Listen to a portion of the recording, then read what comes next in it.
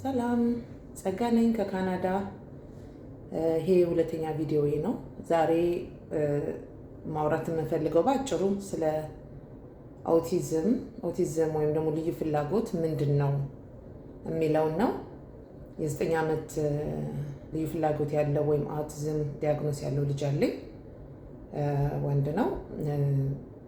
ልጄ በጣም ልጅ እያለ when he was በጣም ያንግ 1 ዓመት ከምናምን እያለ ምን አየው ምን ነገሮች ነበሩ ልጄ ዲፍረንት እንደሆነ እንድረዳ ያደረገኝ እና ወደ ባለሙያ ወደ መፈለግ የህፃናት ስፔሻሊስት አሉ። ይሄ ቻይልድ ፔዲያትሪክ ሳይኮሎጂስት የሆኑ ወይም ደግሞ ሳይካትሪስት የሆኑ እነሱ ናቸው ልጆቻችንን ዲያግኖስ የሚያደርጉትና ምን አየሁኝ ባጭሩ ኦቲዝም ምንድን ነው የሚለውን ነገር ጀስት ከእናት ፐርስፔክቲቭ ባለሙያ አይደለሁም። ጀስት የኒድ ያለው ልጅ እናት ነኝ። ብዙ ኤክስፒሪየንስ አድርጌያለሁ። በልጄ ብዙ ነገር ተምሬያለሁ። ትንሽ ደግሞ ትምህርት ቤት እሰራለሁ አሁን ላይ ልዩ ፍላጎት ካላቸው ልጆች ጋር እና ያንን ጀስት ሲምፕል ኢንፎርሜሽን ለወላጆች ሼር ለማድረግ ምን ተጠቀምኩኝ፣ ምን አደረግኩኝ፣ ምን አይነት ኢንተርቬንሽን ተደረገለት ለልጄ፣ ምን ረዳው የሚለውን ነገር ጀስት እንደ አንድ እናት ሼር ለማድረግ ነው። አውቲዝም ማለት ወይም ልዩ ፍላጎት ማለት በጣም ሰፊ የሆነ ኤሪያ ነው። ለዛም ነው ኦቲዝም ስፔክትረም ዲስኦርደር ያሉትኝ እንደ ባህር የሰፋ ነው። አንዱ ላይ የምታዩት አንዱ ላይ አይታይም። አንዱ በቀላሉ አቺቭ የሚያደርገው አንደኛው በጣም ስትራግል ያደርግበታል። ወራቶችን አመቶችን ሊፈጅበት ይችላል። እና ኦቲዝም ማለት ብዙ ጊዜ ኦቲዝም ማለት ልጆች ነገሮችን የሚያስቡበት ወይ የሚያደርጉበት መንገድ ከኒውሮቲፒካል ብለን ከምንላቸው ልጆች የተለየ ነው። ስፒች ብዙ ጊዜ ንግግር ላይ በጣም ዲሌይድ ይሆናሉ። ሶሻል ወይም ደግሞ ይሄ ማህበራዊ ህይወታቸው ወይም ደግሞ ኮሚኒኬሽን የመግባባት ችሎታቸው በጣም የተወሰነ ውስን የሆነ ከውስን ባሻገር እርሱ አንዳንዶቹ ደግሞ ያ ምንም አይነት ስኪል ላይኖራቸው ይችላል። እኛ ኢንተርቪን አድርገን በማስተማር የተለያዩ ቴራፒዎችን በማድረግ የተለያዩ ኢንተርቬንሽኖችን በማድረግ ነው መርዳት የምንችለው። ድጋሜ ኦቲስቲክ ልጆች በጣም ውስን የሆነ ፍላጎት ነው የሚኖራቸው። እጅግ በጣም ነገሮችን ኢንተርቪን ተደርጎ ማወቅና ኤክስፖዝ መሆን እስኪጀምሩ ድረስ በጣም ውስን የሆነ ነገር ነው። ውስን የሆነ በጣም ደግሞ የተደጋገመ ነገር ላይ ነው ፎከስ የሚያደርጉትኝ። እንዳልኩትኝ የሶሻል ስኪላቸውና የኮሚኒኬሽን ስኪላቸው፣ የመግባባት ችሎታቸው፣ ማህበራዊ ህይወታቸው፣ ራሳቸውን ደግሞ ኬር ማድረግ ወይም ደግሞ ራሳቸውን ምግብን መብላት ሊሆን ይችላል፣ ራስን ተጣጥቦ እንትን ማድረግ ሊሆን ይችላል፣ ሬዲ መሆን ይችላል፣ ልብስ መቀየር ሊሆን ይችላል። እያንዳንዱን ነገር ሲምፕል ነገር ለነሱ ወይም ኢትስ ቬሪ በጣም ሃርድ ነው እና መጀመሪያ እኔ ልጄ 1 ዓመት ከምናምን ላይ ነው አውል ሳይ አራውንድ 1 ዓመት ከ6 ወር አካባቢ ነው ነገሮችን ማየት የጀመርነው። ለምሳሌ ሃንድ ፍላፕ ያደርግ ነበር እንደዚህ ሪፒቲቲቭ የሆነ ተደጋጋሚ በሆነ መልኩ አንድ ቦታ ላይ ቆሞ እንደዚህ እጁን ያርገበግብ ነበረ። ድጋሚ ደግሞ ሰርክል ደግሞ ይሮጥ ነበረ። በቃ ምንም የሆነ መጫወቻ እንኳን ቢሰጠው ያንን መጫወቻ ትቶ ጥቅጥጉን ነበር የሚዞረው።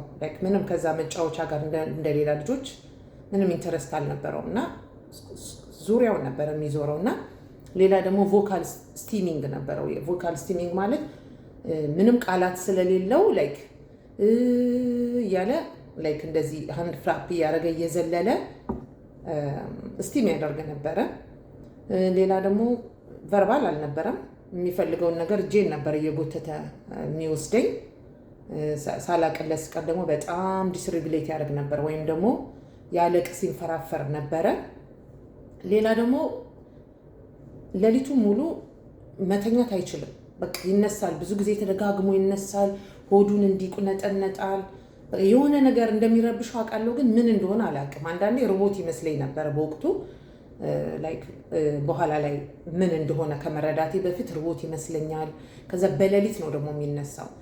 እንቅልፍም እንደዛም ባይተኛ በሌሊት ነበረ። በቂ እንቅልፍ ብዙ ጊዜ አይኖራቸውም ኪድስ፣ ልዩ ፍላጎት ያላቸው ልጆች ማለት ነው። ሌላ ደግሞ አይ ኮንታክት አልነበረውም። ኢተን ተብሎ በሚጠራበት ጊዜ አንድ ስሙን ብትጠሩ ትውላላችሁ እንጂ በፍጹም ዞር አይልም ነበረ። በሱ ሌብል ደግሞ እንደዚህ ወርጄ ደግሞ የእሱን አቴንሽን ለማግኘት በማረገውበት ጊዜ ደግሞ በፍጹም እኔን አያየኝም ነበር።